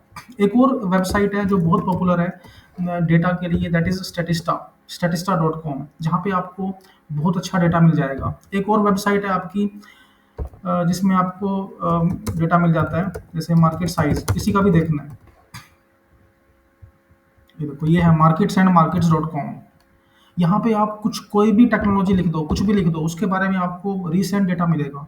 marketsandmarkets.com। देखो मैं इस पेपर लिख रहा हूँ 6G पे, 5G पे, जो भी 7G जो कुछ भी है, तो मैं यहाँ लिखता हूँ देखो मार्केट साइज ऑफ, मैं यहाँ पे इसको इसको डेटा बना दूंगा, इस पर्टिकुलर इन्फॉर्मेशन को मैं अपने अपनी लैंग्वेज में लिखता हूँ। यहाँ पे मैं कैसे लिखूंगा, as per the reports from marketsandmarkets.com, market size of 6G is crossing $110 billion by 2036 with growth of with CAGR of this one। Okay, अब ये देखो ये रेफरेंस है, ये कोई ऐसी फ्रॉड नहीं है, ये कोई ऐसा मतलब स्पेक्युलेटिव नहीं है, ये इस तरह से पूरी रिसर्च की हुई है इन्होंने। ये देखो इन सबको हम यूज़ कर देंगे। अब मुझको इसका रेफरेंस डालना है, उसी तरह से हम यहाँ पे इसको पिक करेंगे मेंडले को, और यहाँ पर हम इसको डाल देंगे, अपने आप उठा लेगा इसको। देखो 6G market size from marketsandmarkets.com, और ये वाला। जब आप इन सब बातों को अपने पेपर में लिखोगे, अपनी थीसिस में, अपने आर्टिकल में, तो उसका एक बहुत अच्छा वेट पड़ता है। ऐसी बहुत सारी वेबसाइट्स हैं, एक तो है मार्केट्स एंड मार्केट्स, और एक आपको मिल जाएंगी, देखो मार्केट्स फ्यूचर है, ये सारा मिल जाएगा, मार्केट रिसर्च। ऐसी काफ़ी सारी रिसर्च एजेंसीज हैं जो आपको डेटा देती हैं। ओके, ये देखो ये सारा जेन्युइन डेटा है। कितना मार्केट साइज है 2023 में, कितना था 2035 में, कितना हो जाएगा 6G का। अब 6G का ही नहीं, मुझको मान लो, अब जैसे मान लो मुझको देखना है जैसे सिविल इंजीनियरिंग में। Okay, civil engineering AI market size, मुझको देखना है कि AI इन सिविल इंजीनियरिंग का मार्केट साइज कितना है। अभी देखो construction, AI in construction market size, मान लो मैं पेपर लिख रहा हूँ सिविल इंजीनियरिंग का, जैसे आपने बताया अभी कि आप में से कुछ सिविल इंजीनियरिंग से हैं, तो कंस्ट्रक्शन में कितना, देखो 2030 तक कितना हो जाएगा, ये ग्राफ लो, इसको एज इट इज पिक कर लो रेफरेंस के साथ। इसमें जो भी डेटा है, देखो NLP कितना यूज होगा इसके अंदर। तो जब आप इस तरह का डेटा डालोगे आर्टिकल में, रिसर्च पेपर्स में, रिव्यू पेपर्स में, तो ये लगता है कि आप रिसेंट अपडेट से एक्चुअल में टच में हो, एक्चुअल में आपको पता है कि मार्केट में चल क्या रहा है। ओके, ये देखो ये है markets and market research, future में भी दिया हुआ है। इन सबको अगर आपने रेफर करना है, देखो AI इन कंस्ट्रक्शन मार्केट कितनी है, 2040 तक ये कितनी हो जाएगी, $94 ट्रिलियन की हो जाएगी। जब आप इसको लिखोगे ना कि it is predicted that infrastructure development market is going to touch 100 trillion और to cross $90 trillion by year 2024, तो इसका एक अलग ही इम्पैक्ट पड़ता है इस तरह के ग्राफ का। देखो एक तो फ्री में आपको ग्राफ मिल गया, सबसे बड़ी बात क्या है, बिना आपको स्टडी किए फ्री में आपको ग्राफ मिल गया। इसके बारे में 4 लाइन लिखनी हो आप लिख सकते हो, वो मैं आपको बताऊंगा अगले सेशंस में कि आपने इसको कैसे लिखना है 4 या 5 लाइन में AI के थ्रू। तो आपने अपने काम को स्मार्ट बनाना है बेसिकली। ओके, एक होता है हार्ड वर्क, पेपर्स डाउनलोड किए, पढ़ रहे हैं, रातों रात पढ़ रहे हैं, 10-20 दिन, महीना लगा दिया, उसके बाद फिर हमने एक पेज लिखा। एक होता है कि जी आप स्टडी कर रहे हो, साथ साथ में उसका एनालिसिस कर रहे हो। ओके, तो हमें उस चीज़ पे काम करना है। आज का जो टाइम है AI का टाइम है, आज का टाइम है डेटा का, तो वो डेटा आप बेस्ट डेटा पिक करो इंटरनेट से, उसके बारे में लिखो, और प्लेगरिज्म कैसे हटानी है वो भी हम डिस्कस करेंगे अगले सेशन में, जो हमारा डे आफ्टर टुमारो है, ठीक है। तो ये सब आप इसमें काम कर सकते हो।